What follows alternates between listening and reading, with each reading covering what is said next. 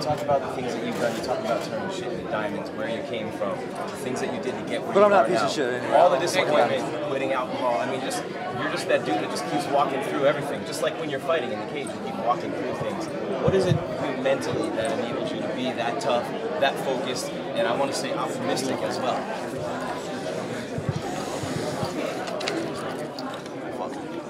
The belt. I put in my time, man.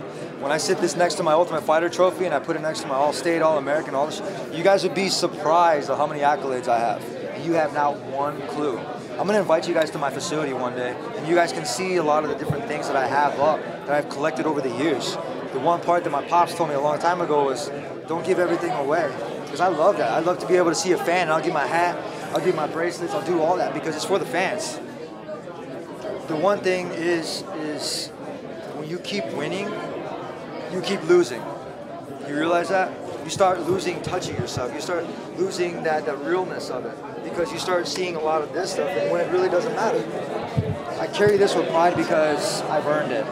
When you earn something, you're supposed to be proud of it, and I'm proud of all of this. What about yesterday? You were like king of the jump rope. I mean, I watch you a lot. You're outstanding. How important is it? I mean, because you seem to have a passion for that. Movement in general. I just love to be able to move, feel the beat, keep a tune, and keep the rhythm flowing. It's really hard when you got like piano playing and all of a sudden you hear drums and it's like, well, it's not up to beat, and they still keep your tune. It's kind of like an acapella. You know what I'm saying? So somebody that tunes in and you have to be able to keep that same tune while the other one's going on. Or like a drummer or like a guitar player. In order to do that, you have to use different parts of your brain and be able to use different parts of your mechanisms. For myself, I have the inner tune. Nobody knows that inner tune. Keep guessing.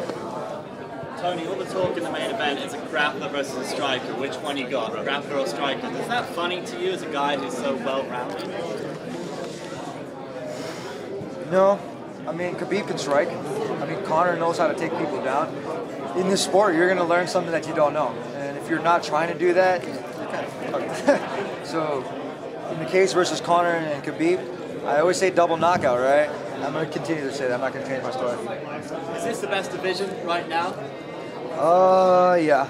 I believe that 155 pound has been the best division for a long time. It was at 170 when I was there, but now it's 155 pounds. Who do you like to watch out of those guys, objectively? Neither. I really don't. I don't really like watching fighting. I like competing. You get that? I don't like to hurt people. Watch my fight with Landon Venata. He didn't piss me off. When I had him in the darts, I didn't snap him down. I didn't want to cut him with my elbows. He didn't do anything wrong. The kid's up and coming. So you guys have to what do you call that? I'm a lyrical fighter. You get what I'm saying? You know what lyrical is, right? Yeah, you guys know exactly what I'm feeling inside that cage because of the way I represent. You seem to take a lot of pride in that Venata fight, and you beat some high-level guys on your tear on this winning run. The RDA Edson Barboza. Edson Barboza and RDA were my two favorite fights. And I'll tell you why, because in Edson Barboza, he was badass, man. Straight up, and he's still badass. The guy is just one of those gamers, and who wants to sign up for a fight that has a human highlight reel, right? I told my trainers, I was like, I'm going to fight this guy one day. And even RDA, and we were at Rain Training Center, and he asked me to help him train for Anthony Pettis. And I told him, I can't help you because we're in the same division. We're going to eventually fight each other. And I had this feeling. And what happened? We ended up fighting. My striking outstruck him, but I didn't do mitts. You get what I'm saying? All I did was bag work. And I was training at altitude, man, over there, and I had fun. If I wasn't having fun and I didn't feel the vibe from a lot of the Mexicans that were out there, and from even when I was over there and a lot of the Americans, if you don't have that support, it's hard to have fun. But even if you have just that little bit of light, just a little bit of light in the dark, it gives you a little bit of something. You can take that little bit of light and you can start a kindle. And with that kindle, you can start a bonfire. And with that bonfire, fuck your man, you become the phoenix. Do you feel like Anthony's back? He said that sort of in his last fight that, the win over Chessa was the old Anthony Pettis. Do you feel like he is back? He's been back. Like I said, it's going to be a hard one for him because he had to cut to 145 pounds. When you do that, your bone structure, your muscles, the amount of oxygen in your brain, like everything changes when you cut so much weight. And then you try to gain it back. I can see a lot of baby fat on him. Okay? And when that happens, that means that your body's confused. You don't know what's going on. This is not confused. is rock.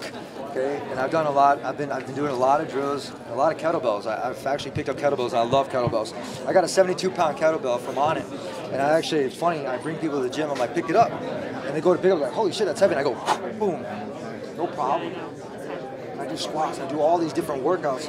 I'm carrying this fucking tire, which used to take me like 20 trips, and I'm doing like 1 or 2 stops now. It says a lot that I'm losing weight. I'm using my own, snap into it, my own methodology of that, what is it? Consistency times effort equals confidence. As long as you keep giving a valued effort consistently, you're gonna get better. And that's real.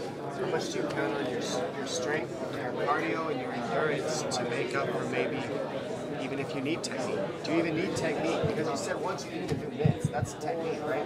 So how overstated is technique in your opinion? Especially in your style, because it sounds like you're carrying tires, running, it sounds like you're pure cardio, strength, conditioning, stamina, toughness, technique, you'll figure it out in there. I used to do boxing a lot, right? And I used to do a lot of different sports. But when I stack my chips, I put them all in one department. And it's like, okay, and you play video games and you win, you get a couple different points, right? You could either put them in like one or spread them out even. Well, I used to just take them and just put them in one department. Okay, now with those investments, that's your portfolio, okay? So when you have your portfolio, you can reflect back on your portfolio. So what you do is you start another book, right? So my whole conditioning and everything, that allows me to rely on that those techniques are gonna be awesome because I don't have to worry about being tired, worry about my weight cut, worrying about all the different things that I cannot control. The one things that I do know is muscle memory, and your body will never forget that. If you're practicing these moves and you're drilling them and you're actually doing it diligently, like look at Dominic Cruz. Dom fucking moves better than fucking me. But that's the perfect way to be able to try to emulate and to do these different things. A lot of fighters do that. For me, that's how you work and that's how you keep getting better. You have to put the conditioning in so you don't have to worry about that. You have the feet to power you. You have the head movement. And then when you see your opponent break or when you're training with your guys, I'm doing sprints faster than a 22-year-old. You guys get that?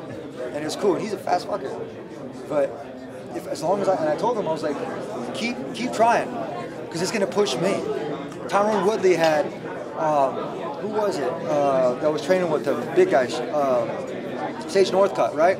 Sage was telling T. Woodley to go for a run. What kind of shit is that? You're telling a champ to go for a run? No, I'm telling my guys, let's keep going. Did you do technique like pad work and grappling technique, basically? Yes, we did technique. Pad work and grappling techniques, right? My coach Billy. We know that. Coach Billy, my crew, Coach Billy is one of my biggest guys. Coach Eddie, obviously, and I did a lot of bag work. That big ass pro bag that you guys see me lifting, I lift that above my head. I do a lot of ground and pound. I've hit the bags. I kick rubber mats. My technique is there, but flexibility. Technique on the submissions. Eddie Bravo. Who are you working on with that? We had Eddie Bravo. He came in, and we had a lot of my team that came in. Obviously, we have Kid Tech coming up, and they're going to be demonstrating a lot of different types of movements, and they have the teams. I was up at 3 o'clock watching that stuff over when they were over in Japan, yelling at the screen, oh my gosh, they beat Sakuraba. The Sakuraba's that guy, right? This stuff that we're doing is just so space age, it's not even funny. Talking about at 10 Planet? Yeah, it's not even just 10 Planet. Like Snap Jitsu is catch wrestling. It's a different kind of methodology in which I take an approach of athleticism and the moves that I know that I've acquired over the years. Because now I've had Rodrigo Comprito as my coach. I've had Franchia Miller, who is the one that taught me the Darce. I'm basically the Darcepedia now. You have Jeff Glover and Bill Cooper, who are some of the ones that refined it. That's from Paragon. And now I worked with 10 Planet Jiu-Jitsu. But you guys didn't know that background. Like I worked with some of the most best fucking guys, and they told me, you need to slow down, kid. What about for Anthony? I mean, do you need more jiu-jitsu or more wrestling? Because you're a catch, you use both. So which one are you do you think you're going to need to focus on more for a guy like Anthony? More the jiu-jitsu end or more the wrestling end? He's got to get past the jab first. He's going to have to get past the grappling, I mean we're going to say, we're going to say you're ready for striking. If you guys get to the ground, what do you think you need to utilize more the wrestling, more the jiu-jitsu, or just be a happy medium with both in order to stay out of his offense? I'm back to my TKO roots. I'm going to technically knock this guy out. My hands are bigger than Brock Lesnar's. You guys get that, right? So no grappling. I can't say it. It's a fight. You guys know exactly. What happens in a fight? You can't predict shit. Yep. I mean, we can wish in one hand, shit in the other, and see which one gets filled up first. Literally. I'm ready anywhere it goes. Seriously, but if If we want to keep it standing, we want to go toe to toe and put our feet inside that little circle and not move. Who steps out first? Do you have a path of least resistance against cutting? Absolutely not. You don't care. I don't care. Like, I don't like. Whatever. I don't like to talk too much on technique and stuff because then you start worrying about it. People are like, "Are you gonna knock him out? Yeah. No. Are you gonna submit him? No. What are you gonna do? Buy the pay-per-view, watch the motherfucker, and take notes. Because I'm in shape, not round.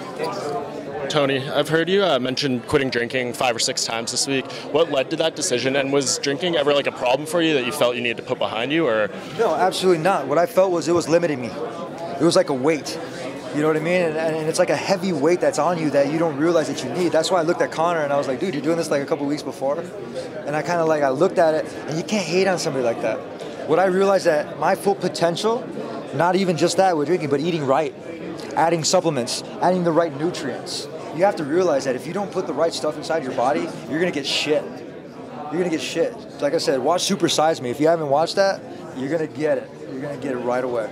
So it's more of a product of like you felt like you were at a certain ceiling and you remove that and your ceiling grows even higher, right? I'm still growing, dog. Today and tomorrow, I'm gonna hit weights. I'm supposed to be cutting weight, but I'm gonna hit weights. I'm gonna get stronger. I'm gonna build a couple more fucking things. I'm gonna hit my pommel horse drill. I'm gonna do all my different things that I know mentally I'm already clear. I don't have any mental blocks. When you don't have any mental blocks, you grow so much more as a human. It's not even fun. Are you intending to hit 155 on the dot tomorrow just in case something goes crazy in the main event? I'll make 155 right now.